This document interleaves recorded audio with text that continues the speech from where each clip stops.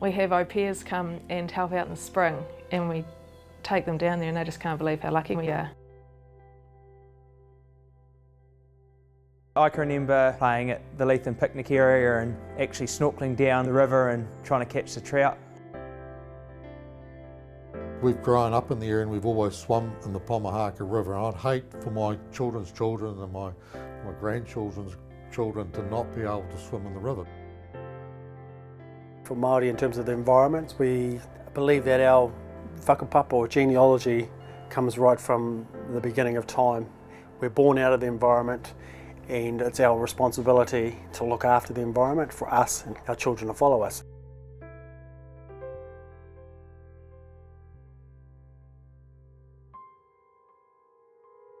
Water quality wasn't something that I remember my parents' generation talking about a lot. There was no thought of what the effects were on the flora and fauna within the creek. No one thought about what they were cropping, where they were cropping, how they were feeding it off. In 2013, we were told by Otago Regional Council that the Pomahaka River had one of the worst water qualities in Otago. Everything was elevated really, E. coli, phosphorus, ammoniacal nitrogen, nitrates. We were getting numbers in the 15, 20, 25,000 E. coli, where there's a swimming limit or standard of 260 E. coli. I was shocked to see how high some of the levels were and the fact that there was going to be a fair bit of work that we had to do. A lot of the tributaries were probably the worst in the region, and by quite a long way. As a farmer, it was a bit of an eye-opener, to be fair. The only way we could fix it was for the farmers to fix it, so the farmers had to own the problem. We met together alongside a river, brought some stakeholders in, such as Fish and Game and Beef and Lamb and Dairy NZ, Fonterra, and we had discussions about how we thought the river looked, how it was behaving, what were the key issues. If we have misused the environment and we need to just make slight changes, then that's as far as we're concerned, that's what we have to do. That's stewardship, that's guardianship, that's kaitiakitanga. We decided to start testing the water ourselves. That's how the Water Care Group started. There was one day of water testing, we just had some urea spread. There was 2 granules in the spot where they were taking the water test from, and the levels of ammonia, was it? Yeah, or something? 7 times went 7 or 8, it was sky high. The main issue for us is really sediment. When you log a catchment or land prep it, you expose large amounts of dirt. The biggest issue that we're dealing with on our property is high phosphates coming out the end of our tile drains at our discharge points. The information that came back from the Pomahaka Water Care Group was definitely surprising. Getting the first initial test results back, you almost feel challenged to try and resurrect things.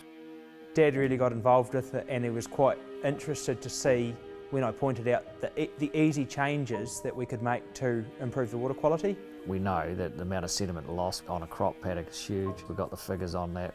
We don't want to be sending soil down the creek because that's where all our nutrients are. There's fences getting up the sides of drains where they've never been before. And they're drains where people are voluntarily fencing them. They don't have to. We pull away from creeks now where traditionally you might have dragged logs across. And also we're not planting trees as close to the waterways. Now, whenever we have fertiliser trucks come on the farm, we give them a map and it quite clearly says on it, keep well away from all ditches and waterways, because the impact of that is massive. In terms of correcting sediment loss, one of the simplest things we can do is think about how we graze paddocks and crop paddocks, particularly in the wet season, the winter. The testing has allowed us to see if we do something, what is the consequence of doing that. That's a big thing. The biggest frustration for farmers is the poor understanding from the wider community on what they're trying to do on farm to improve practices, but also improve their environment. There's a lot of us doing really good things, but often those stories don't make the front page. We all want instant fixes and instant responses, but water quality is not going to happen overnight.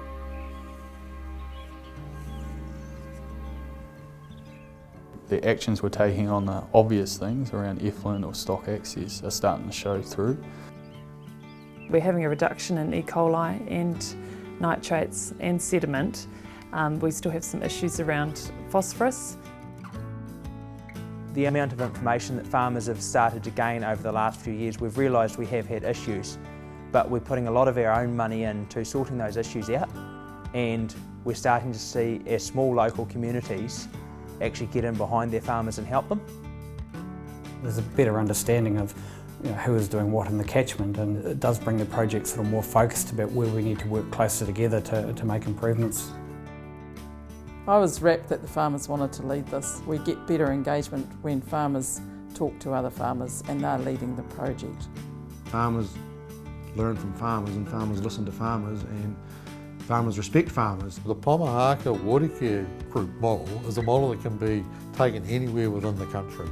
As long as there's that whole community buy-in from all the stakeholders and land uses like we've seen I think the sky's the limit in terms of water quality. Hopefully we're going in the right direction now, and it'll be a big part of our licence to farm in the future. One farm can't change the quality of the river, but 50 farms can.